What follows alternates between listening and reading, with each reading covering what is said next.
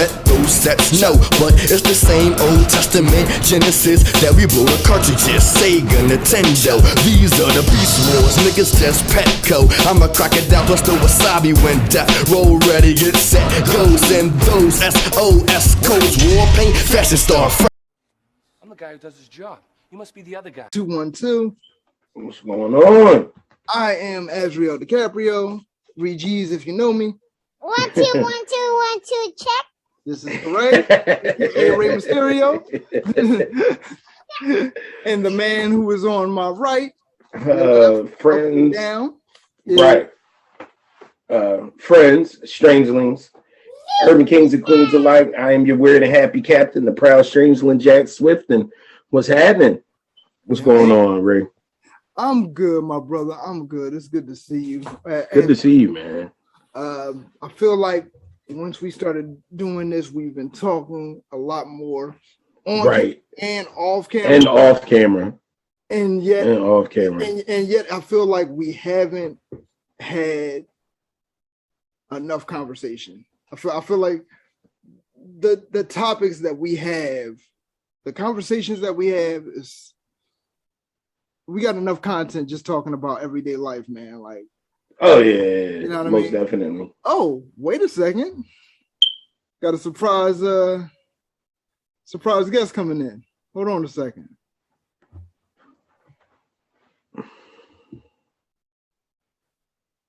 Yeah. Where we at? It's the Can Do Kid. What's good? What up, gentlemen? What up? Yeah. What's going on, Shizz? What's good, people? How you? I can't complain.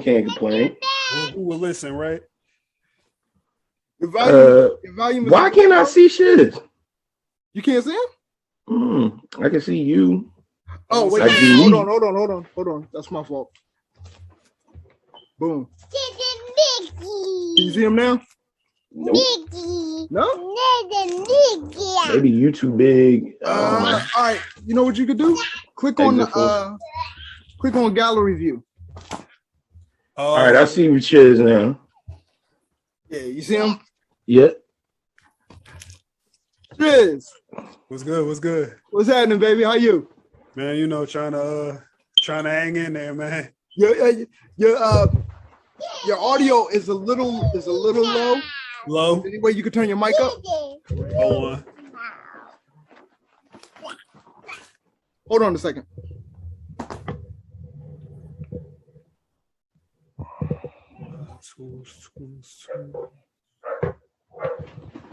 Audio. Oh, it's turned up. Oh, that's what it is. Hold on.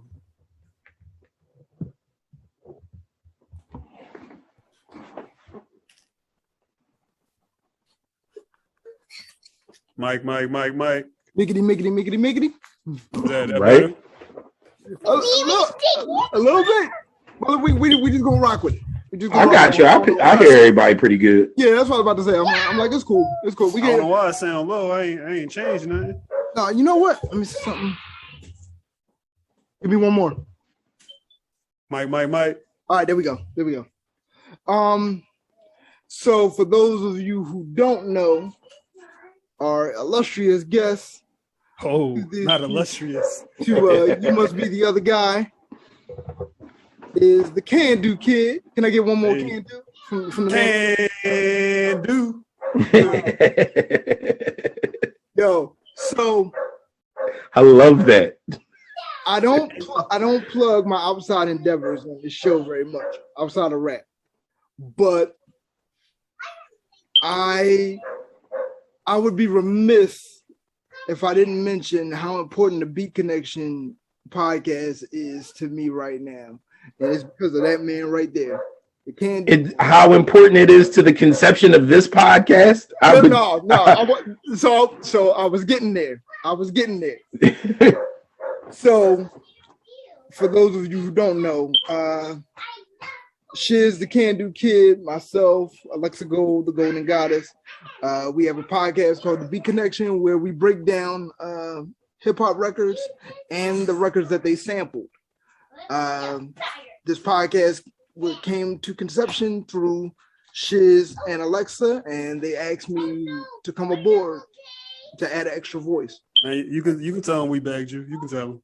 But you ain't begged me though. Fam, you called me, pitched it, and I was like, yes. That's not begging.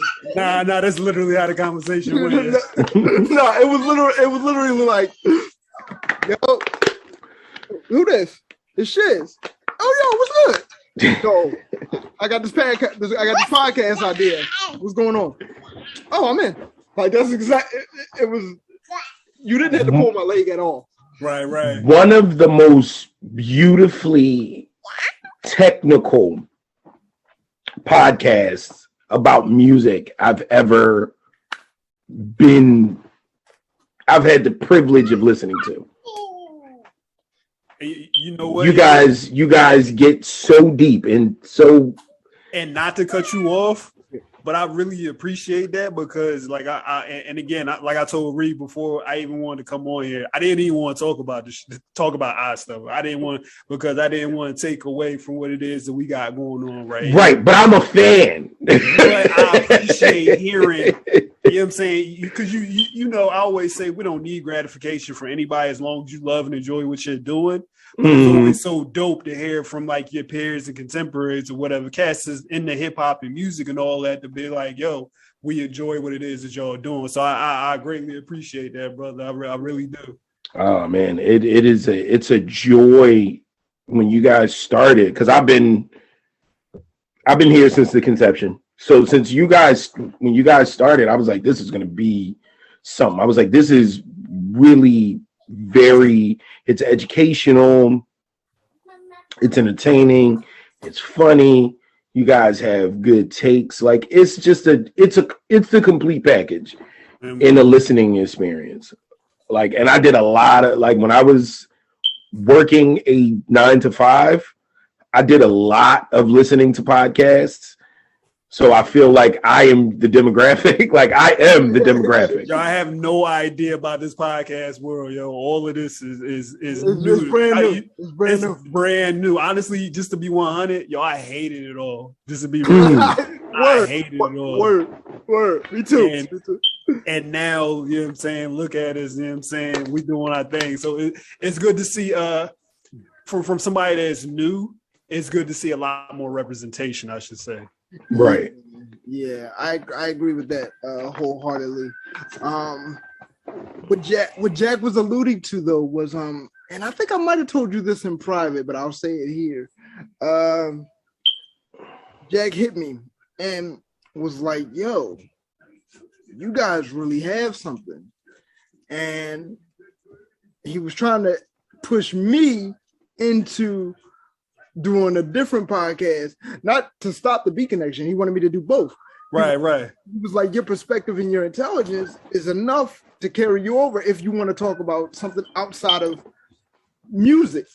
And, because sampling is kind of like a niche kind of audience, but it's pivotal. So anyway, right. He was like, you should do it. I was like, dog, I have no interest. Let that this podcast. I had no interest in doing a podcast other than the B connection. Let that be on the record. And I said, but dog, this is me talking to Jack. I said, dude, you have an amazing personality. You should do a podcast. Now, if you want to do one and I'll do it with you to get the ball rolling, then we can do it. That's exactly how that. And then I was like, yeah. I had no designs on doing a podcast myself. I want to develop shows and produce shows. I did not want to be, all the behind the scenes stuff. Yeah. You know, when my wife, who is my partner in our business, you know, when she pushes me in front of the camera, it freaks me out. Yeah. Unless I'm talking to just like my followers and stuff like that. Like I can do that all day. I can talk a bunch of trash because that's like family. Those are like that out of the couple of thousand followers that I have, it's 100 people, maybe 150 people that I really connect with. Right. Like we send each other pictures of the kids on the holidays and stuff like that. Like my homegirl from Texas keeps me up on her, so talking to them is like, it's like talking to Bree. It's like breathing. Yeah, it's family, but this is something new. Like, and it's funny. I love podcasts though. I do. Like I do because I'm a nerd. So let me say this. Oh, Jack, and by the way, and not that this means anything, but I did put the bug in King Kurt's ear. Okay. For you specifically, he was looking for an extra voice. Yeah. So I just dropped his name to you because King Kurt from Head Nerds in Charge, good friend of mine. Like we ain't the best of friends. I don't want people to think like, oh, you like then why ain't no. Like he was the videographer for my wedding. And, okay. And we've been cool ever since. I've seen him in stand up 1,000 times after my wedding. He recorded an episode of 2 Bars with Uncle Briss that I was on. So me and him have history. So when he said he was looking for some more talent, I threw your name in the hat because he was specifically asking for people who were into like comics and anime. Oh, okay. Yeah. All right. But anyway, and that's neither here nor there. That's dope though because that's dope though. Thank you, bro. Like that's dope because I was having a conversation with somebody the other day too, and was saying, it's not. I remember when anime and all of that was like they would look at you weird for like liking it, and there was like they look at you weird for not liking it.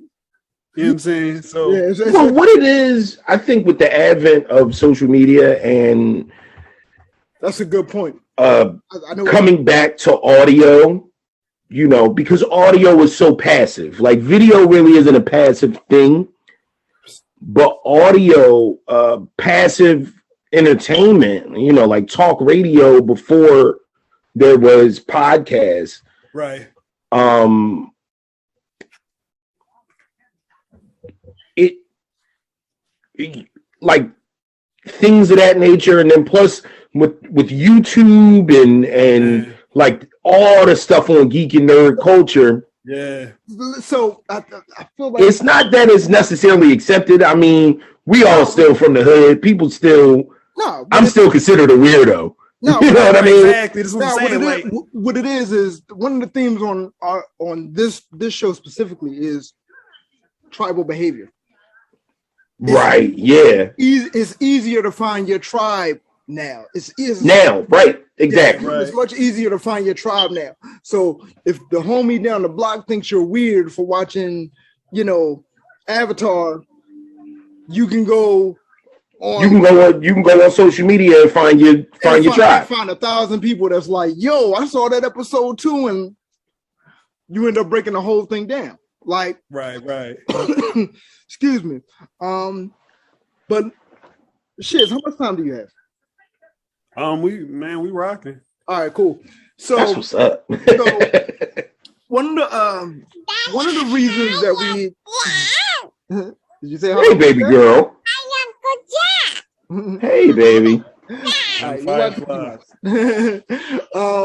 So one of the reasons I wanted to have Shizz on here wasn't to plug the Beat Connection. That was the furthest thing from my mind. One of the things that made us start this podcast was mental health and just being able to reconnect with my brother. Mm-hmm. And then in conversations with my brother, we both acknowledged the fact that we have a lot of brothers. Mm-hmm. Right, exactly. Like Shizz, I told you this when we was filming the UGK episode, and I got the call about Quran. Like, right. My brothers is my brothers. Mm-hmm. we ain't gotta be blood related for you to be family. Like me and Shizz go back. I met Shizz when I was 12 years old. 11. Like 11. 5th grade or something like that? Yeah, 6, because I that's when I transferred over to Benedict. Transfer, yeah. Like me and Shizz go back. And it's funny how, like, much like me and Jack, the connection never changes, pun intended. The connection never changes, but sometimes you lose touch. You know what I mean? People grow in different directions. Your life takes you different ways. But it's always funny how the relationship will always come back. It'll always come back in one way, shape, or form. You know what's funny? I was watching Stand By Me the other night, and I remember when I was watching it when I was younger, thinking, I don't know if I'm ever going to know anybody this long. Right. Yeah. When you start going into, for you and I, almost 2 decades, like 3 years from 2 decades. Yeah. That's crazy to me. I think we said that in the earlier episode. And I was like, that's so nuts, because I still feel like I'm 18. Like, but you don't even think about it though. Like literally, like you just said, you know what I'm saying? Y'all have known each other for however long, from back in Cyphers in Philly. But you don't think about or take into consideration the time is going by. You just enjoying the moments and all of that. And then you go 30 years later, it's like, hey, remember when, you know what I'm saying? Remember when? Yeah, exactly. It's been that long. So let me say this. You know what makes me think about it? Every time my anniversary comes around, my wedding anniversary. When my wedding anniversary comes around, and I think about who wasn't there that should have been there, that I only didn't invite because we were trying to keep it small. Right. And then I'm thinking about like who was invited, and I was like, I don't even talk to that nigga no more. Or the people that you kind of just don't think about. Like when we're together, when we talking, it's there. Like it's there. The love is there. The connection is there. Sometimes it's like that favorite cousin that you don't get to see a lot. Right. You know what I mean? Where it's like, damn, why didn't we call each other? Why haven't we called each other? Yeah, oh man, well, always see. That cousin that you always see, and you get the Jay-Z and Kelly Rowland reaction. Right. But But no, Shizz, you froze a little bit. Did you see that, Jack? Does he look a little frozen to you? Yeah. Okay, it came back. Okay, it came back. All right. There we go. I just didn't want to get knee deep in the conversation, and my man wasn't moving. Right. So I ain't got the sneaker this time. Right. So anyway, one of the reasons that we started this was just to discuss not black men issues, but black men issues. I mean men's issues, but I told Jack when we first started this, one of the main things I wanted to touch on was fatherhood and mental health. And being husbands and all that. But before we get to that, Shizz, you text me after we put out a snippet. You were like, yo. Right.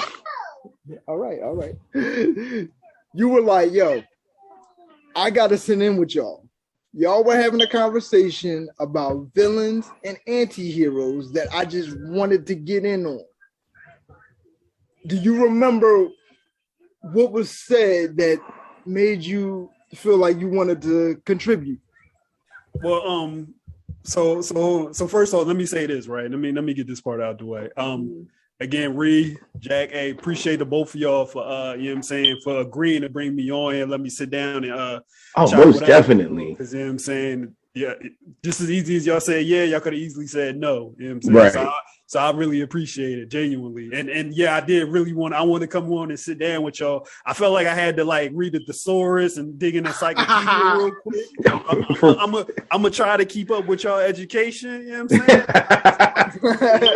But we gonna hey, yo, fam, you gonna cut that out like we ain't go to right. Stop. I listen to y'all. Fam, we're like we every ain't week. The same schools, get the same education. No, we're not doing it. But yeah. So I was watching the show, right? Check Wait, it all out, right? Hey, Shizz, real quick before you go, you was in Cannon's class just like I was. Right, exactly. Exactly. Hey, shout out Mr. C if you ever see this. Yo, real rap, his class is the reason that I'm as intelligent as I am. He made me think about things I never. What school did y'all go to? Saint Benedict. And oh, okay. Yeah. Right. God, damn Catholic school. Yeah. I was still doing. When I was 10, I was still doing over in the UK when I was living there. They were still hitting. So I remember I was 9. I left. We came back stateside when I was 10, but I was 9 and I walked into my father's study and I was like, "Yo, no, like I'm done, bro. Next one put their hands on me, it's gonna be a problem." Man, walking in on his pop and was like, "Never again," Ja Rule voice. No, actually, it was more like a little Sherlock Holmes. I was like, "But Dad, I don't want to be here no more. The bitch hits me all the time." No. No, you know what's crazy? That's why my pop wanted me to go to Benedict. Like, that'll get you some. I think he intended on having the nuns still hit. And the nuns weren't teaching when I went. So right. But anyway, that was just a little, you know what I mean? Shit, as you were saying, the segment that made you want to sit in on. Yeah. So yeah, like, and again, prefaces before that, you know what I'm saying, I'm a bit of a nerd. I fell off a little bit and I'm trying to get back into it, but I still put together my Legos and watch my Dragon Ball Super and all that good stuff. Right. But so y'all were having a conversation about villains and anti-heroes, right? As far as like just cool. Real, just in life, general comics, movies, whatever the case may be. Yeah. And me personally, I'm a fan of villains. Oh, I don't know why, but I've always been a fan of villains because I feel like, you know what I'm saying? One, I feel like they get a bad rap, right? Yeah. I feel like they're the ones, or like say your anti-heroes, for example, right? Mm-hmm. They're the ones in the room that's saying what everybody's thinking, but because of some like code or something, they like, nah, we probably shouldn't. Like, you know who pisses me off, right? And excuse my language, because I know Baby is there. I'm not a fan of Batman. Okay. Never really been a fan of Batman. I like him, but I ain't never been the biggest fan. And I say that because if you think about it, right? I feel like I know where he about to go with this. First of all, we're not even going to the fact that. First of all, I'm not even going to the fact that they in the comics they say this cat is human because there's no way. So, but that's another convo. That's another convo. I'm gonna say my thing is like he has this moral compass, right, about not killing nobody, right? Right. How many hospitals and churches does the Joker got to blow up before we be like, yo, this cat got to go? Yeah, like, take him out of here. Like it ain't okay. And I explain this now. Batman is one of my guys. Okay. Now, the issue is this. I dig that. And I always had that conversation. When I entertain it, it's always fun to me because I talk to my son and I tell him, I'm like, we'll be playing Arkham and I'll be like, you know, if they just decided to kill, they could clean up the streets of Gotham in 2 weeks. Easily. Because be the safest place in the world, yo. Because if the entire Bat family, if he said, okay, we're going to go to Jason, the Red Hood, and we're going to do it his way. Right. So let's strap up. And just take everybody out. Nobody would ever want to be sort of like Batman is the boss of crime. Right. And you can't do crime because I'll kill everybody. Right. However, it was what he said in the Red Hood that really made me.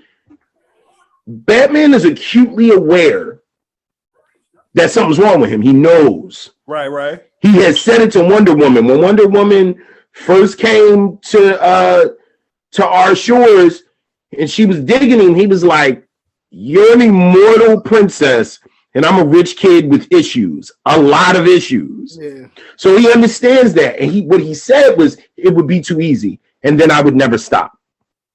So because I am who I am. I'm Batman. I'm literally an assassin that holds back.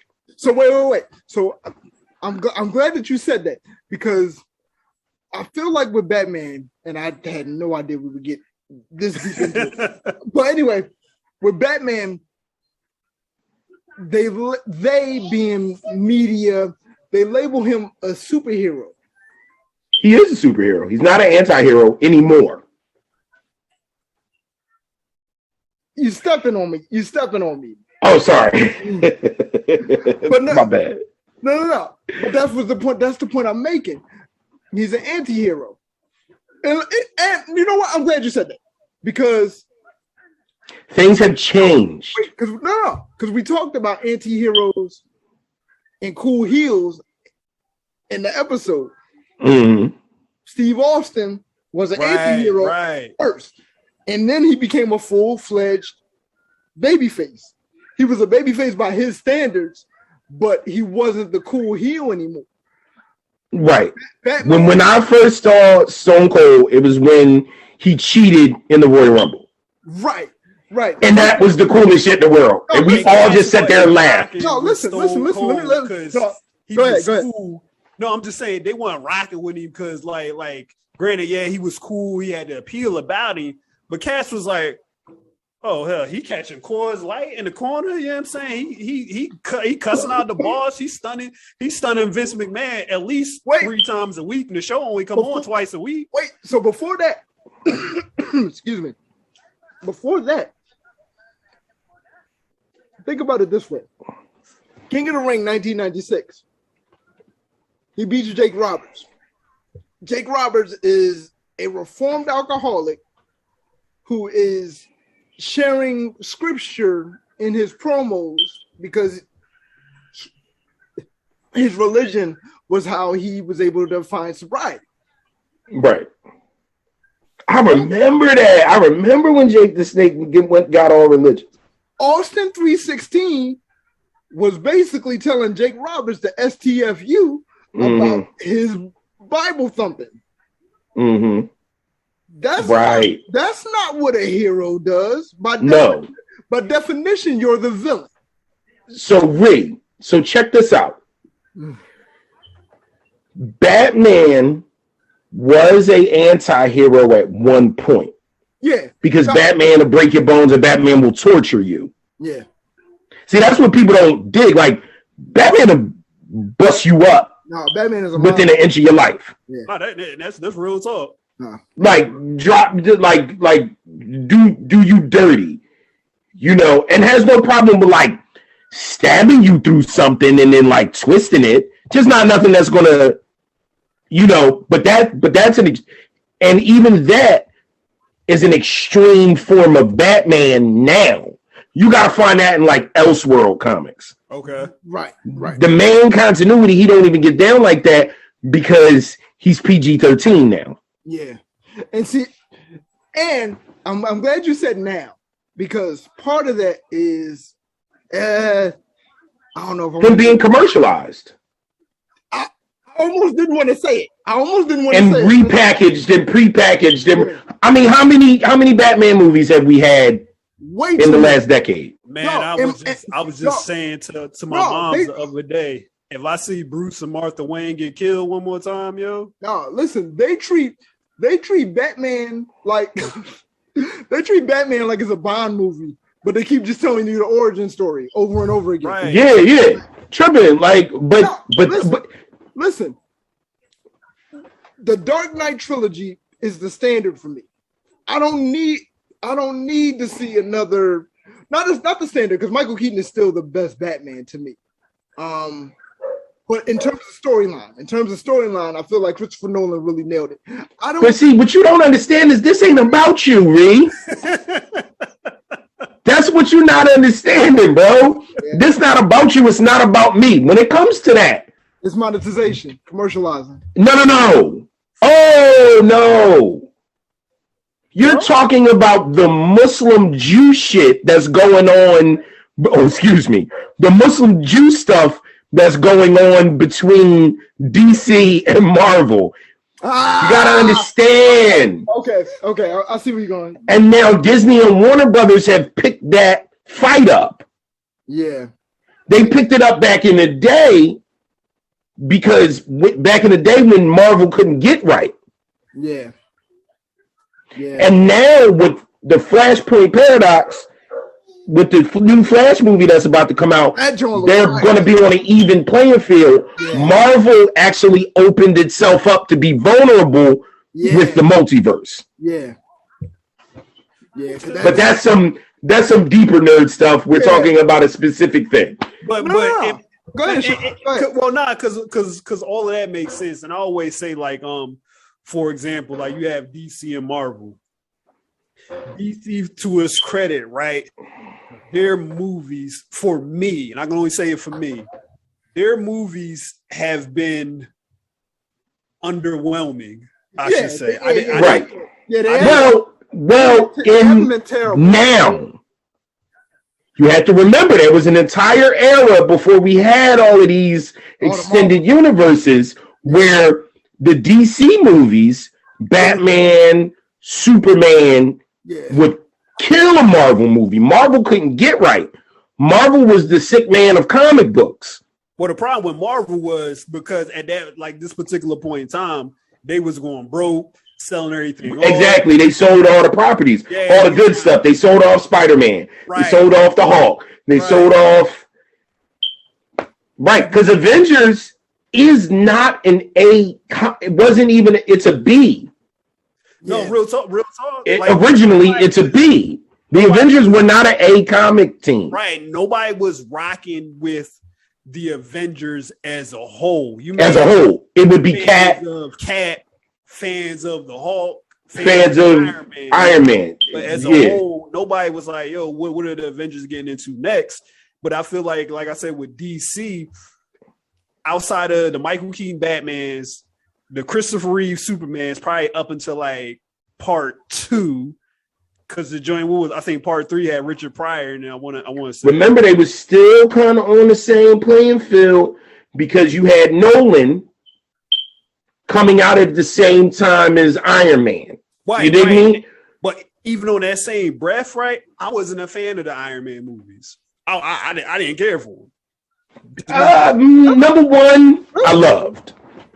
Number one, I loved. 2 and 3 were just. I don't remember liking 3 at all. Mm-hmm. And Bree, like you said, I'm a Christopher Nolan guy. Like I'm here for Inception. I'm here for what's the last joint that he did Tenet. with his son? Tenet. I'm here for all the Christopher Nolan noise. You know what I'm saying? And I thought he bringing some realism and realness to, you know what I'm saying, making Batman more grounded in a sense was dope. But I say all of that to say, again, Batman is like, quote unquote, you know what I'm saying, we all know he's crazy. He's borderline, you know what I'm saying, he borderline to rough you up, right? It's like you were saying, he can break the ribs out of the goons, stab the goons, to be like, yo, give me information to find out where so and so is at. I'm trying to find Clayface. I'm trying to find Mr. Freeze. But when he gets to those cats, when he get to the play, the shot calls and all, you got Mr. Freeze got half the city under ice. Batman ain't gonna do nothing but rough him up, talk about his wife real quick, and then rest him, take his suit away. And it's like, yo, like after how many times or how much, like, quote unquote, you know what I'm saying, therapy or rehabilitation. It's like, I always say, certain cats just ain't gonna be rehabilitated. It just ain't happening. The Joker being the main one, but for whatever reason, you continue to stop his plan, smack Harley Quinn around a little bit, barely, lock the Joker up, put him back in Arkham just to give him a little bit more time and think about what he's gonna do next. See, but that's more of a outside of comic books kind of thing. I mean, it's still the same cycle, but see, there's a next step. He puts the Joker in traction in the comic books. Okay. Every time he catch up with this dude, he beats him bad. The problem, the problem is, it's like, the thing is this, it's the immovable, it's a, they like a yin and a yang, like they need right. There's an allegory here, right? You're supposed to feel dread when you see a bat and happy when you see a clown. All right, got you. Yeah. However, the people that are not criminals feel happy when they see the bat. And they don't feel very good when they see this clown coming. Right.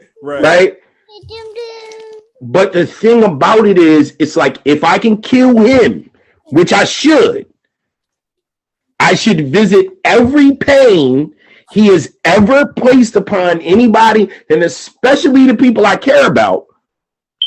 Killing Jason, shooting Barbara. That's what I'm saying. Like sit here and listen to everything that kidnapping Jim and making him everything that you just said, yo. If that's that right there.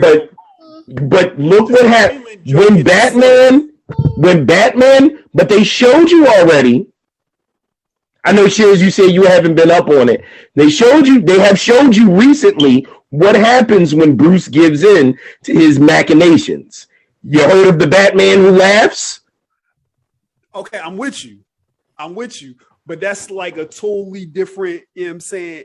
And I'm cool with that. But that's what they're saying, but what they're saying to you, because that's for the audience. That makes sense. That is for the audience. They're saying, oh, you want him to kill the Joker. Boom, he killed the Joker. Look what happened. Look how that turned out. Because obviously, first of all, the Joker wins if Batman kills him. Right. So it's kind of like, I mean, I get that. The Joker wants to die by the hands.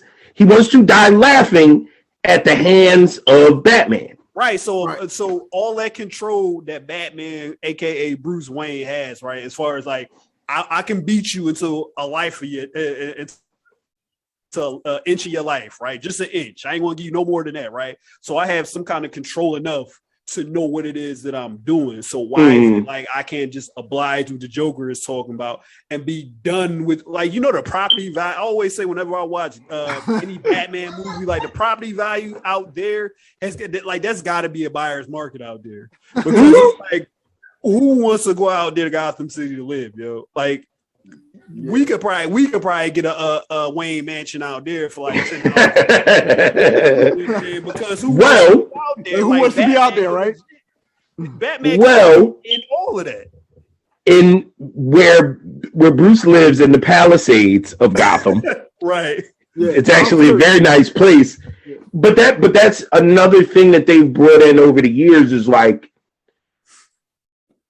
the rich, like, he finds out that there's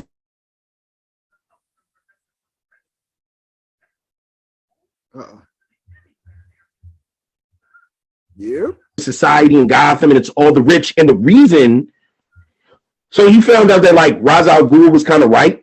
He should have let him destroy Gotham all the times he's tried to destroy Gotham, because there were evil forces. So it's kind of like freeze. It looks like everybody froze. I don't know if anybody else is seeing that.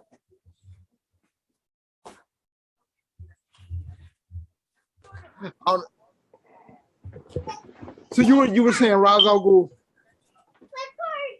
Ra's al Ghul was kind of right in that there were actual evil forces working to keep the inner city and the poor of Gotham messed up and poor, like keeping these things going so the rich of Gotham could stay rich. Which goes back to one of our deeper conversations that didn't have anything to do with what we're talking about now. Trickle down. The system is the system. You know what I mean? Like, certain things are supposed to be in place. And I feel like you could make that same argument with the Batman Joker dynamic. Like, oh yeah, most definitely. But that's sort of the point. We're supposed to have these conversations. Yeah. we're supposed to have these conversations. Once they figured out that people were having these conversations. Oh yeah, I'm sure they tailored it all to keep the conversation going. To keep the conversation going. I mean, now the better writers, the Jeff Loebs, the Paul Dini's, the Neil Adams, the guy that recreated the universe, Morrison. Can't remember his first name. What they do is they inject even more meta commentary into it. So you're having, you get from this level, and then you can have a conversation about society at large. Right. How we treat our mentally ill. How we treat, if somebody did a comic, I don't know if it was a fan fiction joint or not, whereas what would happen if Batman was poor and this happened? Oh, are you talking about Grant Morrison? That's what I meant to ask. Grant Morrison. I was trying to get the name for you. What if Batman was poor? What if Batman was poor and he turned out to be a villain?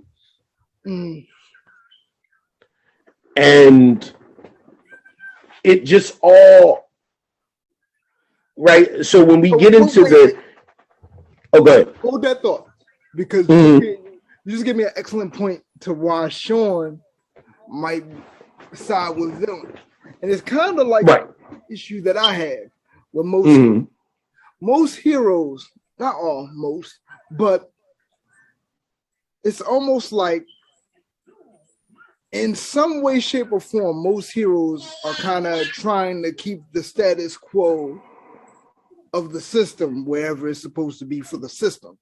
The villains, more often than not, are bucking the system.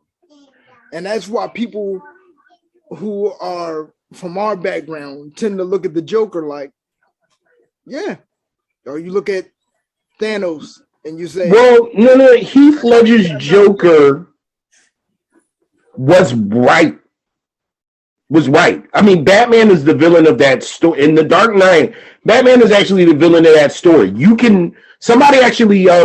guy named Mikey Noonan, Movies with Mikey on YouTube, probably one of the greatest movie video essayists there is today, working today. Some of the best breakdowns of anything ever.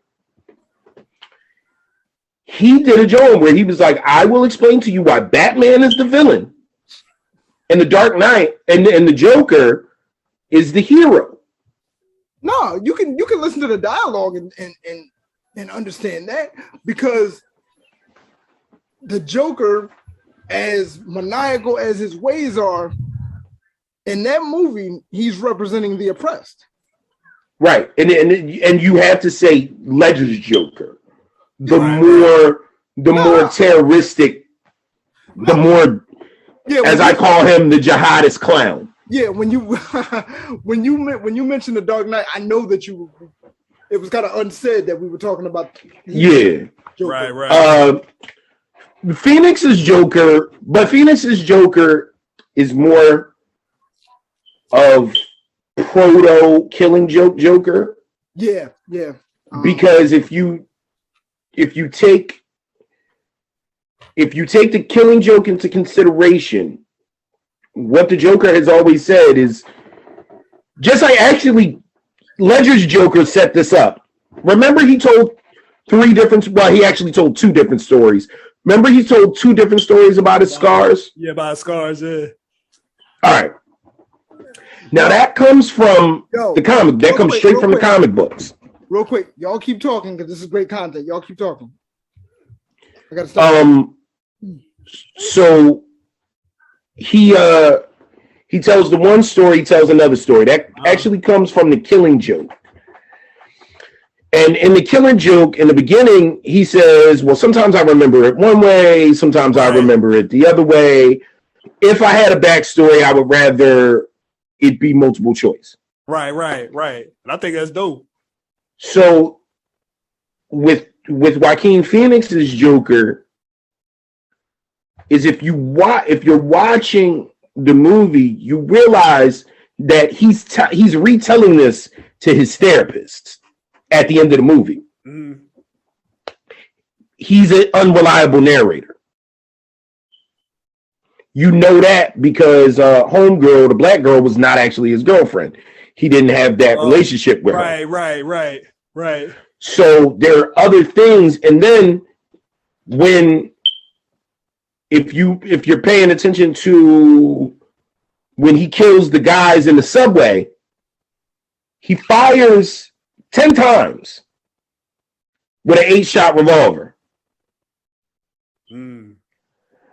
So by the end, you realize this is probably that third backstory. Oh, okay. So, except just told in a different way, kind of. Right. Like the best movies, and I say this, the best movies are just it's good fan fiction. That's all Quentin Tarantino does. He just does good fan fiction. That's my guy.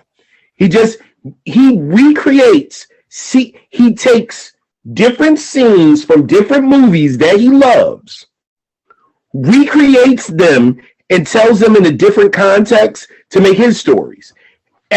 All of Quentin's movies, every scene are shot-by-shot recreations of other scenes from other movies. Just different movies.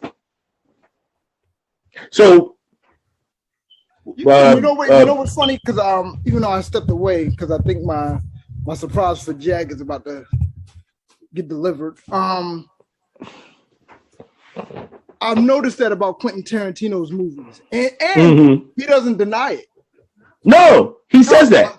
He says it. He admits to it. He says that my movies are homage, or homage, however you want to say it, or homage to, movies that I grew up on. Like when he made Hateful Eight, he was like, I love those 8mm westerns. Like, I love those.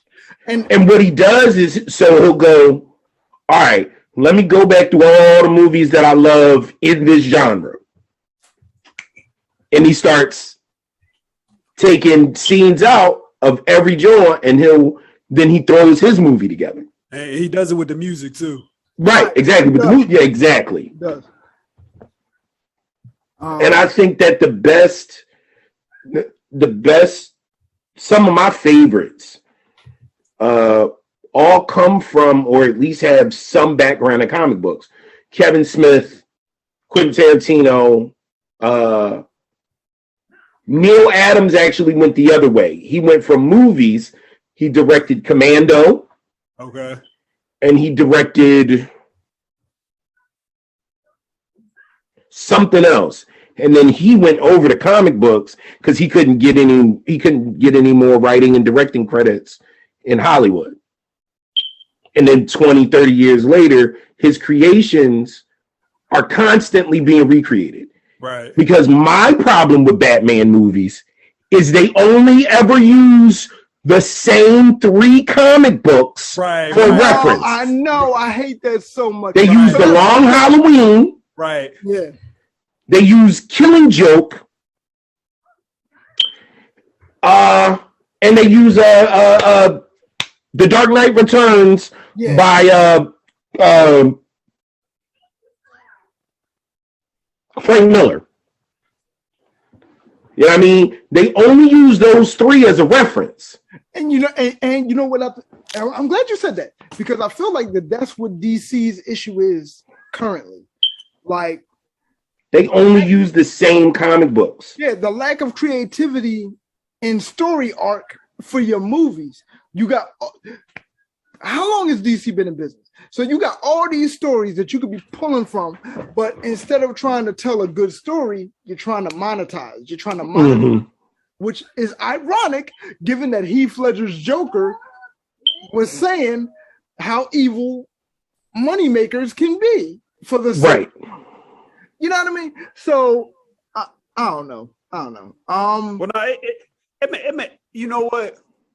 unfortunately, because it's always say it's two sides to everything, right? Yeah, of course. You have the consumer, and then you have the person that's pumping out said product, right? Mm-hmm. And what happens is, as the creator, you get to a point to where you creating what you do and doing what you do.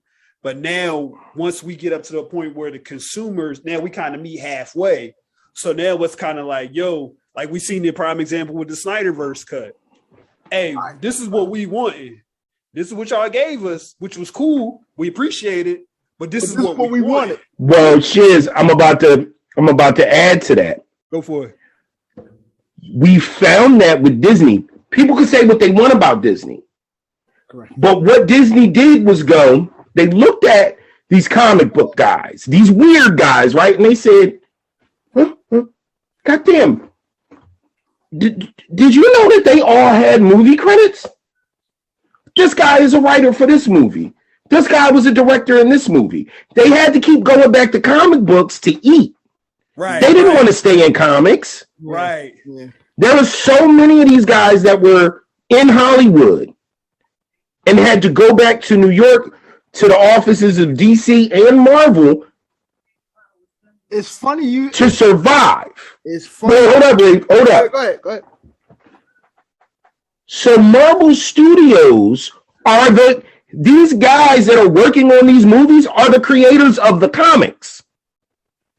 Right.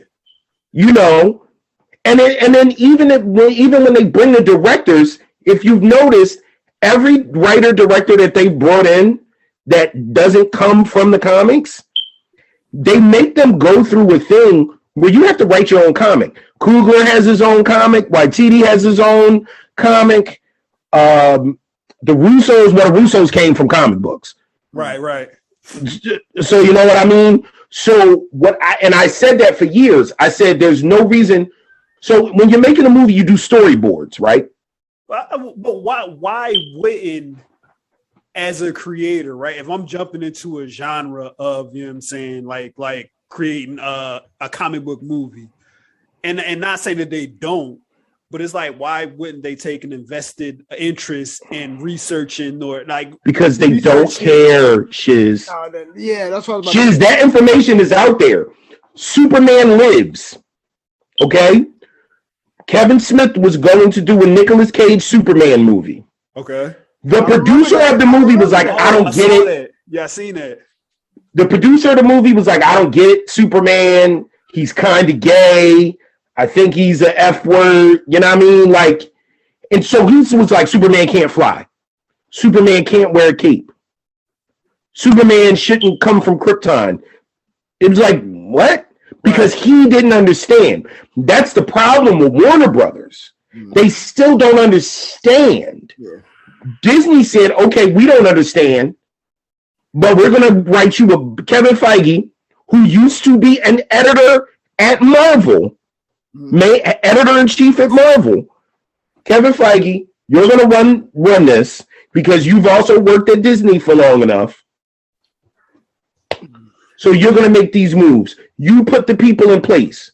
And he went and got people that are actually a part of that industry. Right. Everybody else hasn't cared. That's why in the old X-Men, they couldn't wear their actual uniforms from the comics. Yeah, the blue and yellow ones. Yeah. They wanted it to look like the Matrix because what Marvel and Disney did was make the normies take their. If we get excited for it, the normal people get excited for it. Right. If the nerds get excited for it, because who's the casual fan? The casual fan is some girl or some guy who has a vested interest in this now because their boyfriend, girlfriend, husband, wife is into this thing. So you know. So let me take it a little deeper, right? Because what you're talking about without actually talking about it is representation. Exactly. Oh shit. Jack, your surprise just came in. What is it? Oh, live.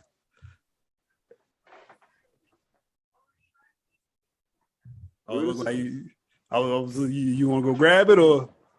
He's coming in now. Oh, the anticipation. Oh shit!